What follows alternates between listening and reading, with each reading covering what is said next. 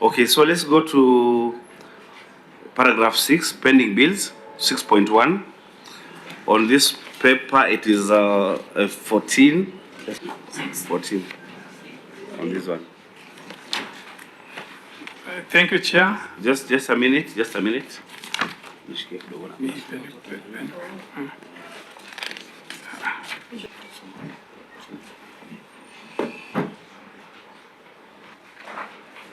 Yeah, pending bills, 6.1, accumulation of pending accounts payable.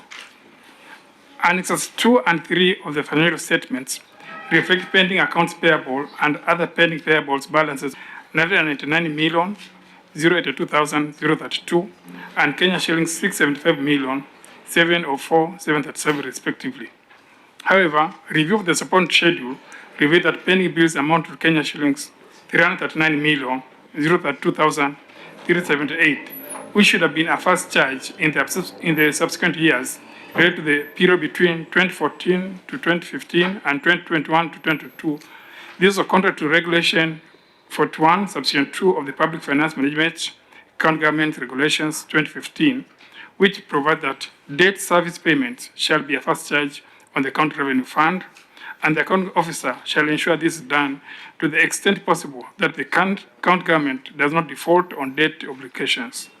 In addition, pending accounts payables amount to Kenya shillings 9,847,454 were ineligible since they relate to works not done as per the specifications.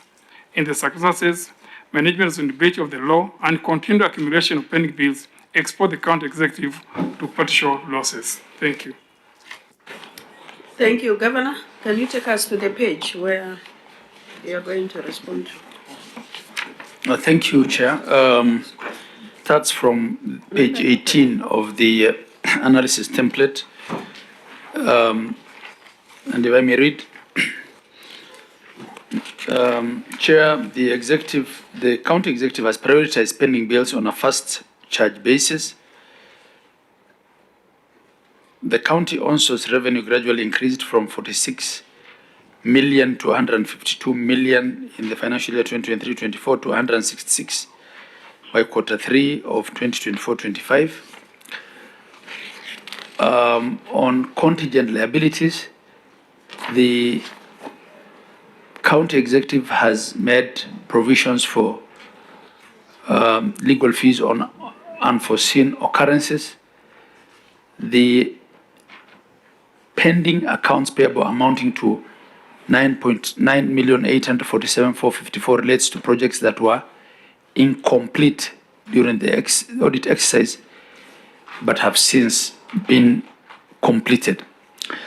Again, we try to address every part of the Senate recommendation because it's in various parts. But Chair, suffice is to say that yes, we have a serious pending bill problem.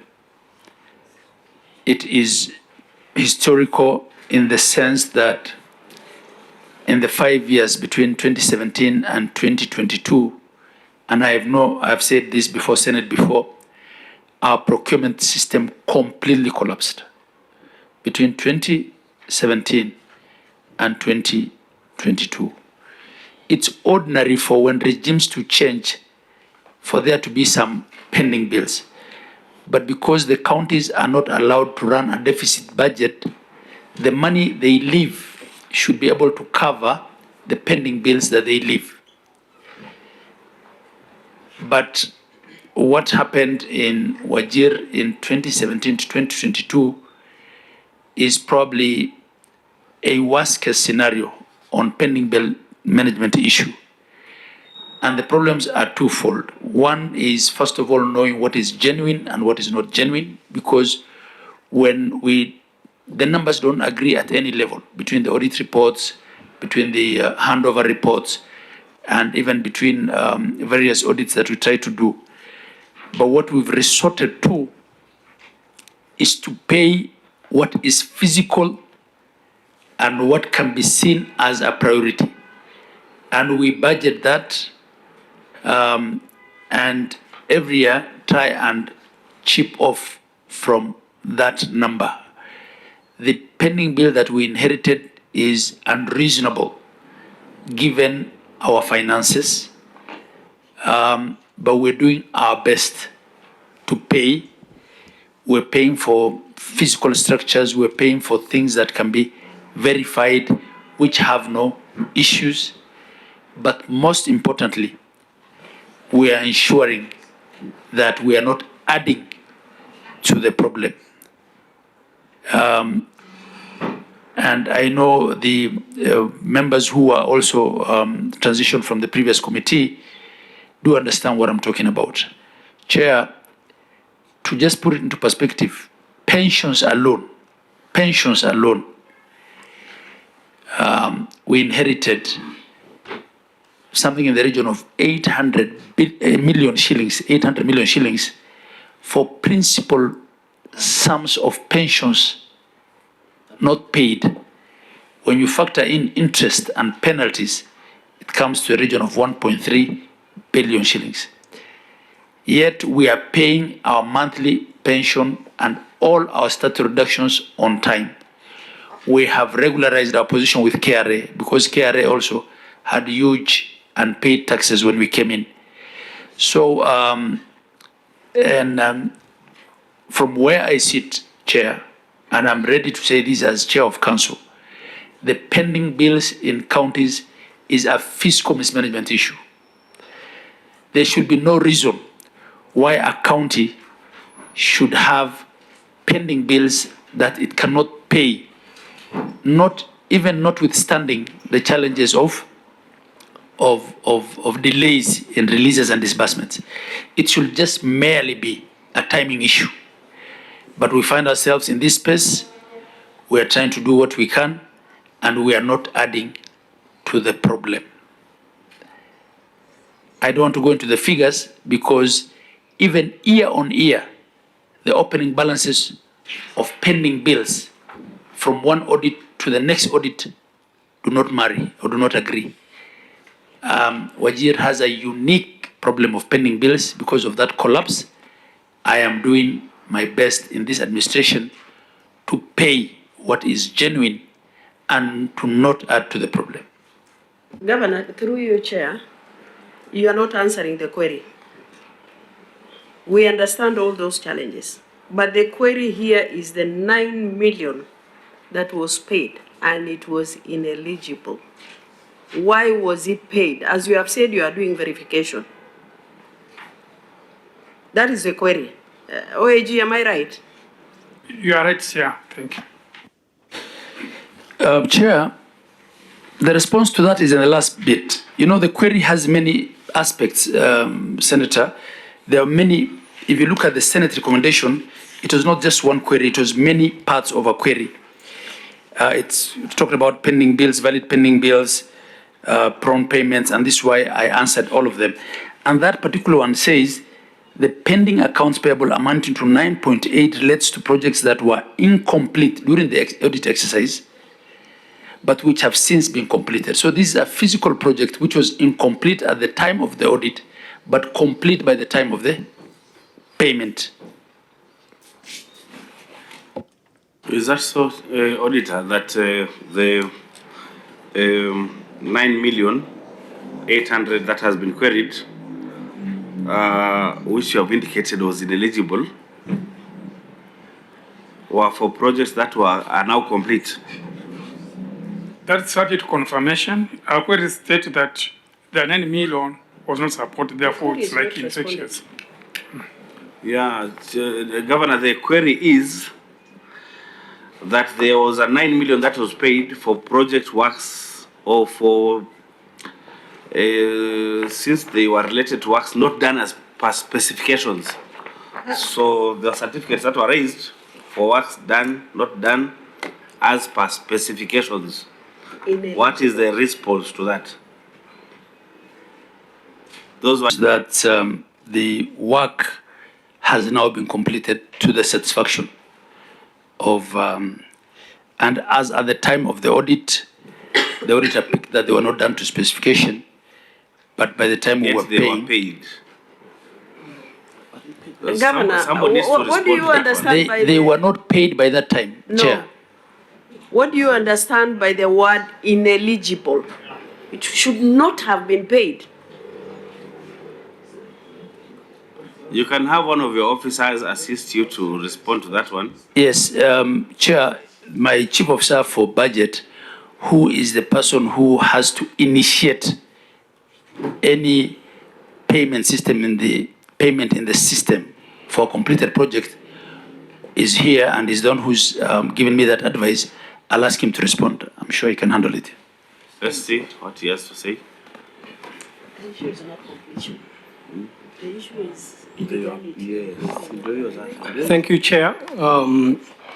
This was a unique project because after the award, I think the supplier kind of took time to complete. That's more or less the same time when the audit was starting. So when the auditors visited the work, they indeed acknowledged that this work is incomplete and they confirmed it as ineligible for payment. So we did not process payment for that work at that point in time. And mind you, Chair, it's only good to understand that a bill starts being effective from the time a contract has been signed. Now, subsequent to which now a supplier will do the work, paperworks are done, certifications are done, the engineers look at the actual status of the work. Now, once the engineers certify that indeed this work has been completed to their satisfaction, they issue certificate of completion, subsequent to which now the treasury team starts the payment process. Chair, can I ask? It was paid in the subsequent year. No. OAG, what is ineligible there? Is that the process done not as per the bills of quantities? Exactly. And so you included it as part of account payables, yet it was not supposed to be there. Yeah, because you see, Paid, we track commitments to payments. When we make a commitment and award a contract, when we award a contract, if we do not list what we have awarded as payable, then it's likely to cause another pending bill. But we only pay when the work is satisfactorily completed. The point we are making here is, at the time of the audit, the work was incomplete, as the auditor said, but we had not paid. And we only paid when the auditor completed. And we cannot lie about the date of payment because that's all in the system. Governor, that is not the question. When we reach June 30th, there's no money from the exchequer. But assuming there was money from the exchequer, that bill could have been paid. So whether it was paid or not paid, the problem is it appeared as an account payable, yet the works were not complete. How can you process payment for work that is incomplete? Because then a pending bill would be for work that is complete, pending payment. Chair, let me explain this. Chair, I'll give it to you. Chair, when we are doing the closure of our books at the end of the year, there'll be certain things that we contracted which will not have been either completed or completed not paid. If we do not track those in our system as payable so that we can revert for the same works, because we're carrying forward money to the next year, we have to say this money relates to this and this and this project which we have already contracted. If we don't track it in that manner, and we shall call it from commitment to payment, then it will add to our pending bill problem. So as of the end of the year, that project was done but incomplete in certain aspects. To carry forward its money, we had to include it in our list, but we didn't pay it. And the auditor should clarify that we did not pay it. We waited for the project to be completed, but we tracked the money so that we carry forward that money so that when the project was completed, we paid it. And this is how pending bill arises. When you don't commit from when you don't track from commitment to payment, and my people are on instruction that for every LSO or any contract that they sign, they must track from commitment up to the date that we pay, so that we do not add to the pending bill problem of Wajir County. Auditor, you have to do some explanation about your finding. Because like you're not in the same breath with the governor and the management on what then constitutes an ineligible pending bill. As I've said, when you look at the specifications, what the work was supposed to be done, it was not followed. And therefore, we consider this as an ineligible project. But as for the payment, he's right, because it's under payables. At the time, the audit was not paid. So my work now is to verify. It was not paid at that time. because, and that's why it is appearing as a pending bill. Yes. That's why it was not paid. It was not paid, that's why it's appearing as a pending bill. Yes. And in your finding, you're saying it is appearing as a pending bill erroneously because it is not supposed to be paid after all. You're right. Is that what I'm understanding? Yeah, you're right. Mimi naona kama naelewa vizuri tu. Unaelewa vizuri, Bwana Chairman. Chair, now that we are moving to accrual basis accounting, really what the auditor is raising will actually be taken care of by accrual basis accounting. Because accrual basis accounting actually means from the time you make a commitment, you recognize that liability. And part of the pending bill problem we have in this country is because government was run on a cash basis accounting. That people make commitments. Governor, yeah. You know, when we're an expert, FCPA, and for FCPA, and I respect that very much. Yani, ukiweka pending bill, it means ni pesa ambayo ilikuwa ni mradi ulikuwa utalipiwa. Only that there is no money. Sindio? That's why it's a pending bill. But then the specifications as it was zimetengenezwa. So how did you raise the final invoice ya kulipiwa, and yet the specifications were not as per the BQs? Chair, I just want to say that since the governor is saying the project is now complete and they have cleared the payment, can OAG confirm the same? And whether they have done to the specification of the project. I don't know whether you have been on the ground to check on this. The team on the ground and is ready to check for the same. Currently the team is on the ground. Sorry? Currently the team is carrying the audit. Yeah, let them give us the correct position on the same, because if that is the position, then I think the committee will rely on what you will provide. Yeah, thank you. And Chair, we want clear to the pending bill, no, the audit query. That would clear it. Yeah, if they have redone the project as per specifications, then that will clear. Okay. Yeah, actually, I'm advised that there were two projects. One has been paid, the other is yet to be paid. The audit team is on the ground now, and some of my people are there. They can verify that the one that has been paid has been completed, and the other one is yet to be paid, whether complete or incomplete is yet to be paid. So, Chair, with that, Chair, for my time to add up for the Naivasha meeting with the DP, I really plead with you. Okay, but you complaining about non-allocation of 74.9 billion. What is the position? Finally, there is a matter that came to the Senate. What is the situation of sewerage and sanitation?